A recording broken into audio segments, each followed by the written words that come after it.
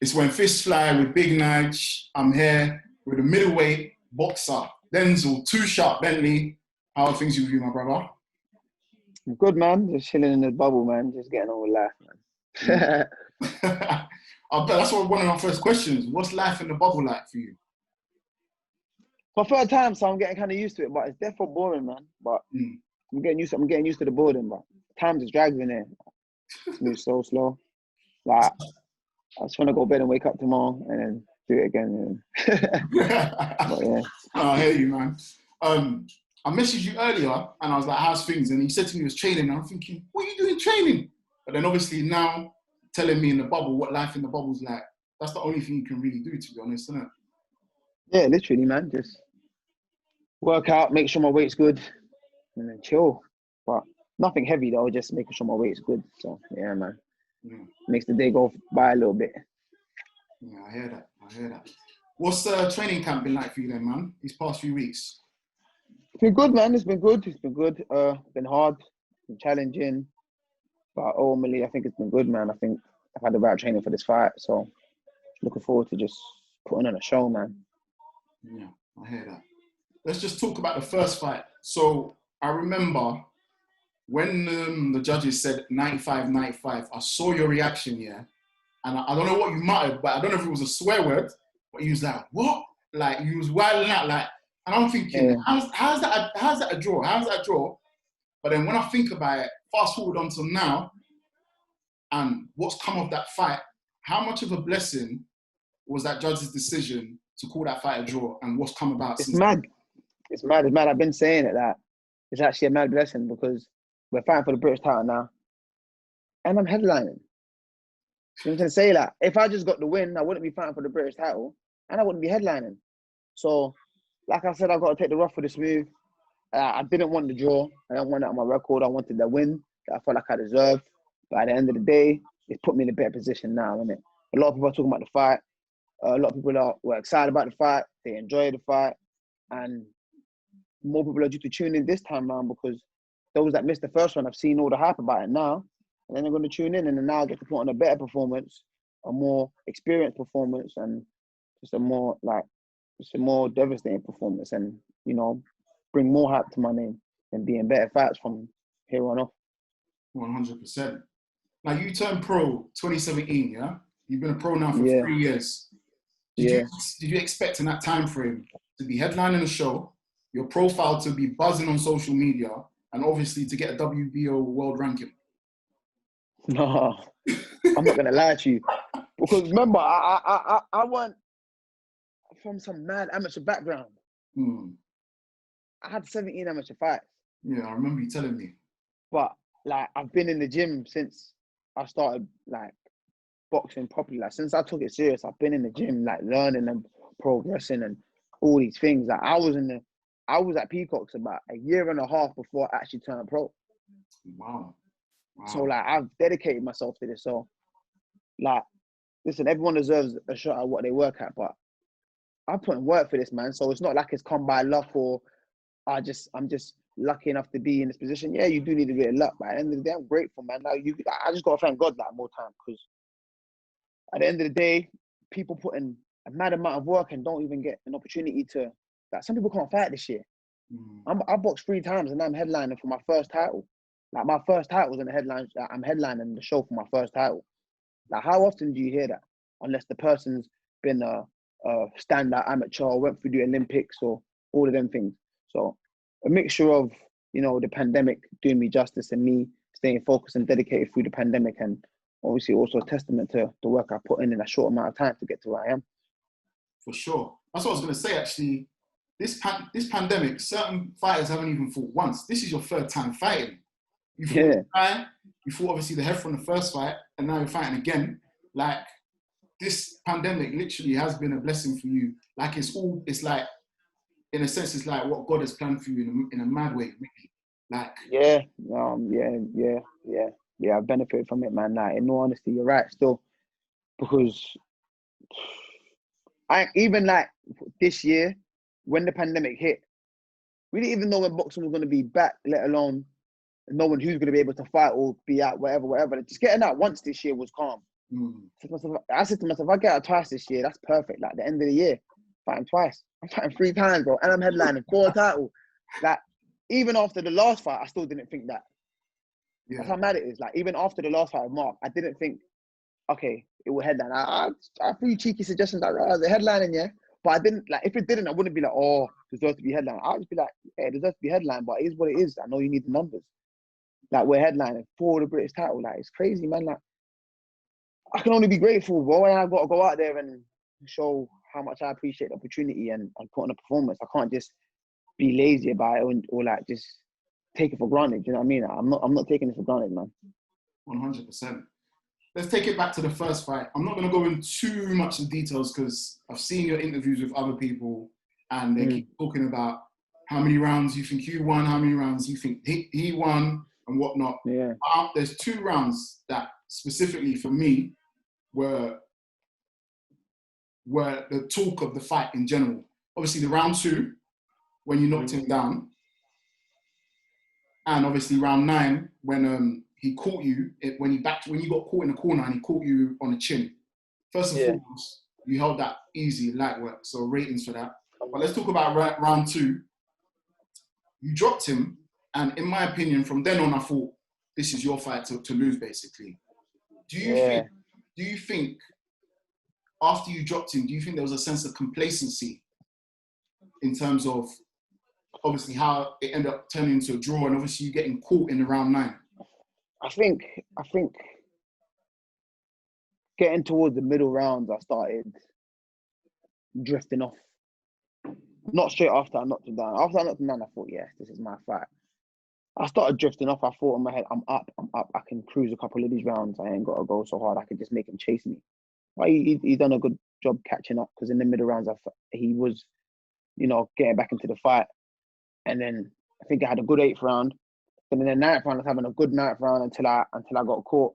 So I'm just finding breathers in the wrong spaces. So where I'm trying to hold my feet and breathe is in the wrong spaces. So that wasn't any good. So he caught me, held it, recovered, came back. 9th round, I think he finished strong. Then in the 10th round, I think I came back and finished strong. So I thought the 10th round was the confirmation for me that I'd won that fight. But how the judges scored that round, I don't know. That's probably what, ended up being a draw. But at the same time, like we've been saying, it's a blessing in disguise because look where we are now. So it is what it is. I do still think I won that fight though.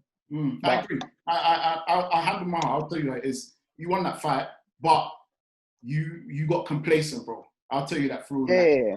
You dropped him in round 2, and it was like I wouldn't say he was coasting, but I think the expectations you had of him before the fight and the fact that you dropped him, you thought, all right, I can fight in second to 3rd gear. When really you should be yeah. You know what I'm saying? Yeah, 100%. You're right. It's a lesson learned, and we're here today. And obviously, come Friday, you can put that right. Yeah, come Friday, I could put that right and move on with my career and just forget this episode, bro, because slightly getting on my nerves is hearing these names all the time. But it is what it is. We're here now. 2 more days and it's all done. But yeah, you're right. I did get a bit complacent. I started drifting off in the middle rounds, but I was counting the rounds as well. I was just thinking, what round is it? Oh, round 6. Okay, can't go 4 more rounds. Oh, what round is it? And like, you're thinking about the wrong things, man. Like, why are you thinking about the rounds? Like, when I look back, it's like, okay, I shouldn't have been doing it, but I've done it, innit? Learn from it, move on. Let's not do that again. I'm not really bothered that it's a 12-round fight because I think I finished stronger. So the 2 rounds will probably benefit me more. But at the end of the day, it is what it is. It's a fight. Anything can happen, but I just know I prepared very well, and I'm going to do my best to keep the fight under control. 100%. Obviously, I've been listening to Heffron's comments. Obviously, I'm sure you're aware of the comments he's calling you deluded. What's your take on that? Like, do you take that to offense, or do you just think, say what you need to say, I'll do my talking in the ring? I don't take that to offense. I just think he just talks for no reason sometimes. He just wants to find things to say that sound cool. I don't know. Like, the guy thinks he won every single round apart from the round he got dropped, but he's calling me deluded. Wow. Like, that's madness, bro. Like, who's deluded? Like, how can you call me deluded and you don't think you lost a round?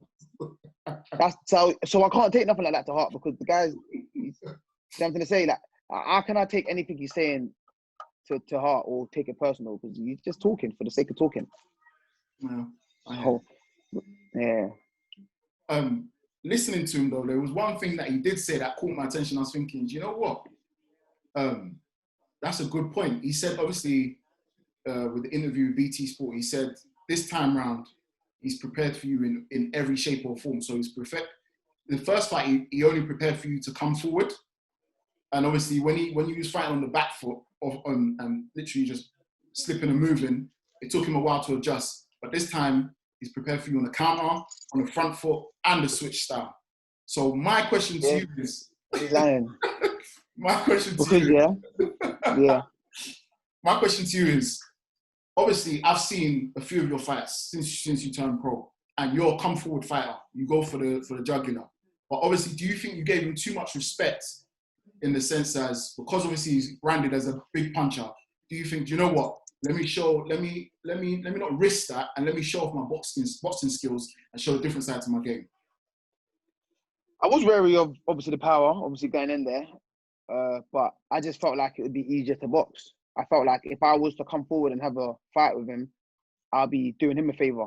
So I thought, let's not do that. Let's just box, where he finds it difficult to pin down a boxer. So that's what I thought to do, not because of showing too much respect. I just thought it would be easier to win that way, which is cool. But then again, if you go back and listen to the interview we had with IFL after, they asked him, was that the Denzel you expected? He said, yes, that's the Denzel we expected. He said something in the interview and we knew he was going to move and be slick. So I just say the guy just talks for he just talks for talking sake. So it's fine, innit? It's cool. So I don't take anything he says to heart. I don't even listen to what he says, but more time when they tag me in the interviews and stuff, I just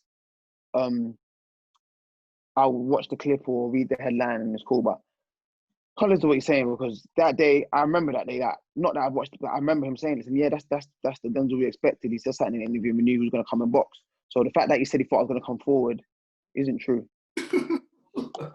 It's either that or he wasn't expecting me to. Yeah. So either way, he's lying at some point. Yeah, he's not telling the truth. So it's calm. So it's fine. It doesn't matter. Like, that's why I say I don't take anything to heart that he says.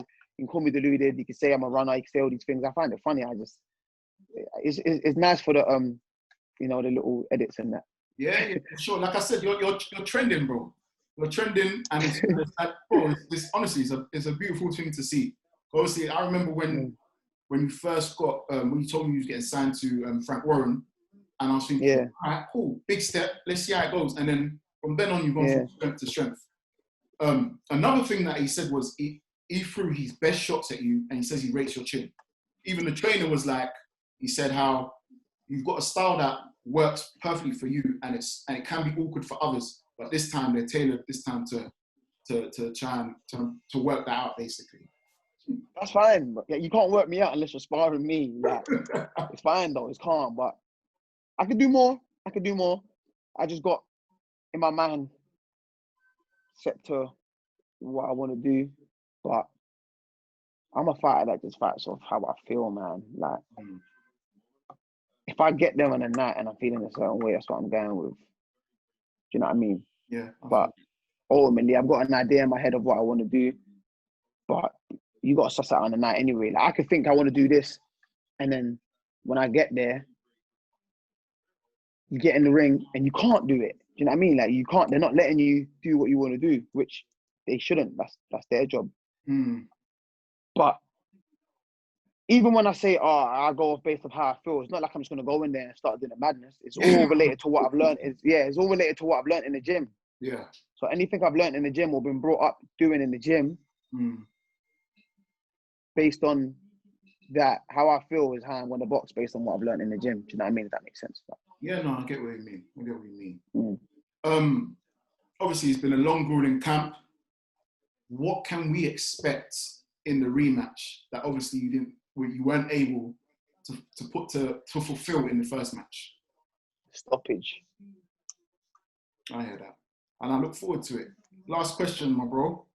How much would it mean to you to get your hands on that Lonsdale Belt? There's been a lot of middleweights, not even just middleweights, but a lot of prestigious boxers of the past and of the current that have got their hands on that. How much would it mean to you to get your hands on that British title? It mean a lot, man. Like, everyone knows in England that we're known for the middleweight division, super middleweight division, maybe even welterweight division. So to get a British title in that division, I'm just adding my name to a long list of champions that have won that belt, and I'm gonna be in that conversation in the future with these legends. That when you're naming all the British middleweight champions that went on to be big things, my name will be there. So that's a good step to take, and I want to get my hands on that belt and stamp my name in history. 100%. Denzel, thank you very much for your time. I wish you all the best come November. You can say November like it's far away. All the best come Friday. Yeah. Looking all of the men from when Fish Flower will be watching, and we will root for you. You know what I'm saying? Awesome. Much Thank you, bro. It's Big Marriage out here, and we're out. Peace.